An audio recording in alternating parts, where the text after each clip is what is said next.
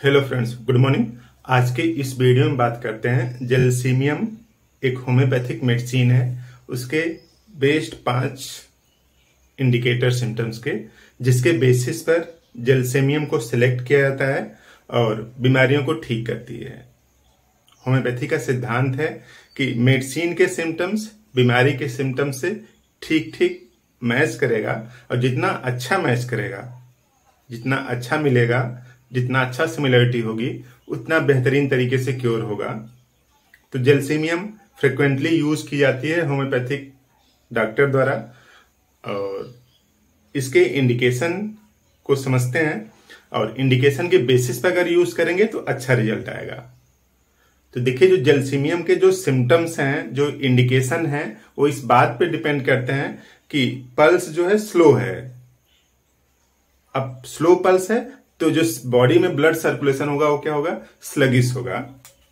तो देखिए, इस तरह से slow pulse, pulse rate slow चल रही है तो sluggish, sluggish blood circulation, blood circulation. तो एक सिम्टम्स दूसरे को ओरिजिनेट करता है। तो देखिए, स्लो पल्स है, पल्स रेट स्लो चल रही है, तो स्लगिश ब्लड सर्कुलेशन, यानी पूरी बॉडी में जो ब्लड का सर्कुलेशन है उतना उचित तरीके से, संतुलित तरीके से नहीं होगा। अब आप समझ सकते हैं कि ब्लड सर्कुलेशन अगर ठीक नहीं है तो ऑक्सीजन नहीं पहुंच रही होगी और फूड नहीं पहुंच रहा होगा। ऑक्सीजन भी कम पहुंच रही होगी और फूड भी, और इस वजह से शरीर में ऊर्जा की क्या हो जाएगी? कमी हो जाएगी। तो इसी बात को आप दिमाग में सेट किए रखिए कि सर्कुलेशन स्लगिश है इस वजह से कि पल्स रेट क्या चल रही है? स्लो चल रही है। उस वजह से अगर पूरे शरीर में एनर्जी कम हो जाए तो आप इमेजिन करिए कि कोई आदमी है, उसके शरीर में एनर्जी कम हो जाती है तो क्या करेगा?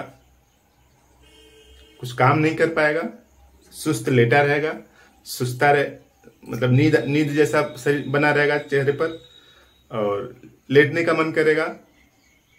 तो इस तरह से सिम्टम्स के ओरिजिन में रिस्पॉन्सिबल फैक्टर है स्लो पल्स। तो पहला इंडिकेशन इस तरह से, लैक ऑफ मस्कुलर कोऑर्डिनेशन। जो मसल्स हैं आपस में कोऑर्डिनेट नहीं कर रही हैं, यानी आप करना कुछ चाह रहे हैं और मसल्स कुछ कर रही हैं, यानी जैसे चल रहे हैं तो पैर इधर रखना चाह रहे हैं तो पैर उधर जा रहा है, यानी मसल्स में कोऑर्डिनेशन नहीं है। और यूं समझ लीजिए कि ब्रेन का जो विल है, जो आदेश है, वो मसल्स फॉलो नहीं कर पा रही हैं। तो लैक ऑफ मस्कुलर कोऑर्डिनेशन, यानी बोलना कुछ चाह रहे हैं, आवाज कुछ निकल जा रही है, तो लैक ऑफ मस्कुलर कोऑर्डिनेशन। और दूसरा सिम्टम्स है डलनेस, डिजीनेस, ड्राउसीनेस, 3D। और किसी मेडिसिन में एक साथ नहीं आते डलनेस, डिजीनेस, ड्राउसीनेस, यानी आदमी एकदम सुस्त था, जैसे लगता है कि पूरी शरीर में ताकत नहीं है और लेटा हुआ है। डिजीनेस यानी एकदम सुस्ती, और लगता है जैसे कि नींद से जस्ट अभी जगा हुआ है। जैसे नींद से अगर आप जस्ट जगिए तो देखिए, थोड़ी देर के लिए, 2-5 मिनट के लिए ऐसा लगता है कि जैसे शरीर में एनर्जी नहीं है, जैसे बिस्तर पर आप बैठते रहते हैं, उसके बाद फिर थोड़ी टाइम में एक्टिवेट हो जाते हैं। तो इस तरह से डलनेस एकदम, यानी पेशेंट डल पड़ा हुआ है, सुस्त सा एकदम, डलनेस, डिजीनेस और ड्राउसीनेस, जैसे सब कुछ अंधेरा छा गया एकदम। तो ये इस वजह से है कि दिक्कत यहां पे है। तो डलनेस, डिजीनेस, ड्राउसीनेस जेलसीमियम में सबसे प्रोमिनेंट है। और सेंसिटिव टू फॉलिंग बैरोमीटर, यानी जब टेम्परेचर कम हो रहा हो, बैरोमीटर में जब लो आ रहा हो, टेम्परेचर कम हो रहा हो, तो उस समय, और खास तौर से कोल्ड डैम्प ब्रिंग मेनी सिम्टम्स।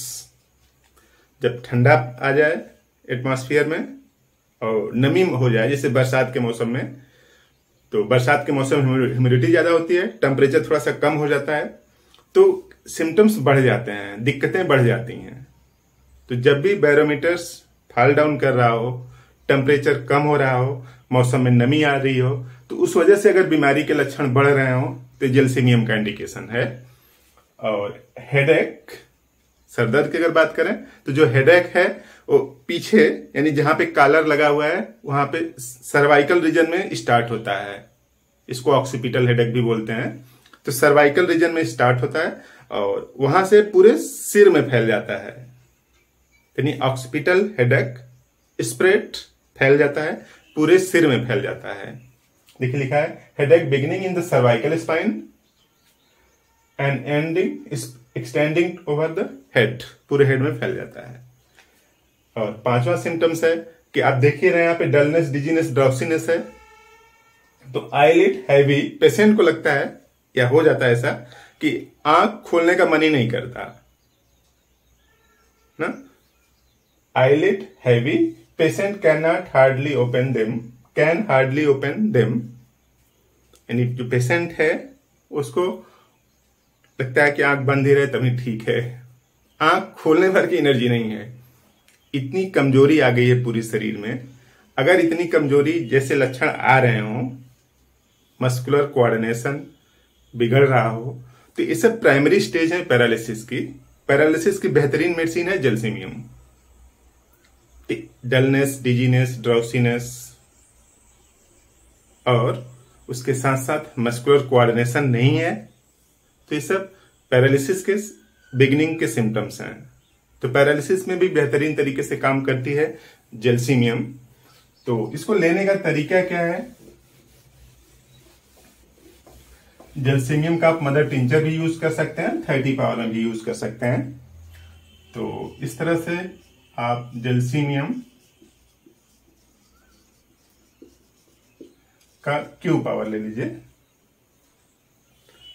और इसका 10 बूंद 3 टाइम 15 दिनों तक। उसके बाद जलसीमियम 30 4 बूंद 3 टाइम। तो पहले आप जलसीमियम का मदर टिंचर यूज कर लें, 10 बूंद 3 टाइम आधा कप पानी में घोल करके। तो 15 दिनों तक के लिए ये डोज हो जाएगा। फिर 15 दिनों बाद इसको यूज करिएगा जलसीमियम 30 पावर की 4 बूंद 3 टाइम जीभ पर भोजन से पहले लेना है।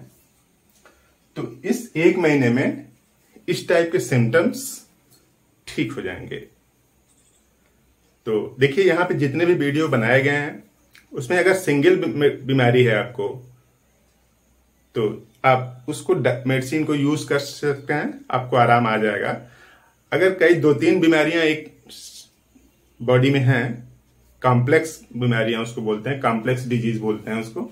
जब 2-3 बीमारियां हैं तो आप किसी डॉक्टर से कंसल्ट करना पड़ेगा। सिंगल बीमारी में इसमें जितने भी वीडियो बताए गए हैं अगर लक्षण आपसे मिलेंगे तो यूज करेंगे तो आपको जरूर फायदा आ जाएगा।